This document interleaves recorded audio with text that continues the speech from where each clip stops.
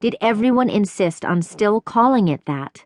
The last cows that had grazed its stony fields were herded in by Libby Thorne's grandfather some 50 years ago. He had been encouraged by Granny Tat, her mother's grandmother, to keep them there for the summer simply for the look of the animals, though they also helped to keep the brush down.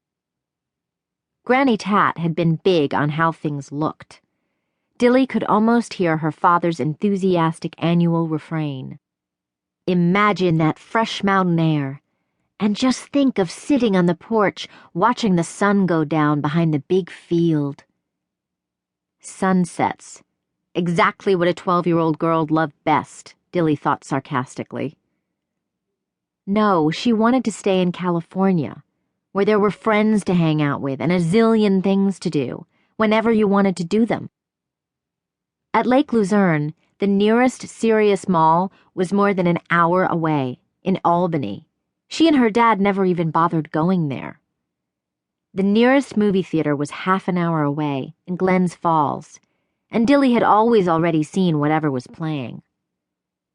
Sasha Thorne, who like Dilly was almost 13, and who was Dilly's nearest friend at the farm, really the only friend Dilly had in the entire state of New York, often stayed just down the road at Libby Thorne's house, which had always been pretty cool. But last year, Sasha had only been there if her Aunt Libby had managed to drag her kicking and screaming, as she put it, from Brooklyn Heights, just across the Brooklyn Bridge from the lower tip of Manhattan. And the city was almost 5 hours away by car, so Dilly spent many long summer days entirely on her own. Sasha used to love her Lake Luzerne summers, as had Dilly. After an awkward introduction to each other at age 8, during which Sasha asked Dilly with a sneer where her surfboard was, if she really was from Southern California, and Dilly asked Sasha how many times she had been mugged if she really lived in Brooklyn, they had, surprisingly, hit it off. Surprisingly, because it was hard making friends with someone when grown-ups wanted you to too much, in Dilly's opinion. Especially when that one person was your only hope for having a New York friend at all. The girls had discovered a mutual love of the woods, though, and they spent hours tramping along the logging paths that crisscrossed the forest at the top of the hill behind Dilly's house, or following the much narrower deer paths they discovered. Dilly's house, Dilly's fields, Dilly's forest, Dilly's hill, 89 acres. All hers, supposedly. It was kind of weird, having inherited the farm when she was only 6 years old. It had been her dad's idea to have the property go directly to her, Dilly had learned. Something to do with saving money on estate taxes or some such thing. Mummy agreed that this was the way to do it, and Granny Tat would have approved, Peter Howell occasionally told his daughter, as if Granny Tat's would have been the final word.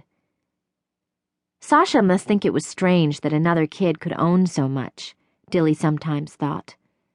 But maybe Sasha didn't think it strange, because she, Dilly, could never feel conceited about owning that amount of property. Her father had drilled her too thoroughly in the farm's long history for any such snootiness. This place didn't even belong to your family until 1889, when old Ira Dillon bought it, he told his daughter. Before that, it was all Thorne property, after it was taken away from that Tory. And the Tory had taken it away from the Indians.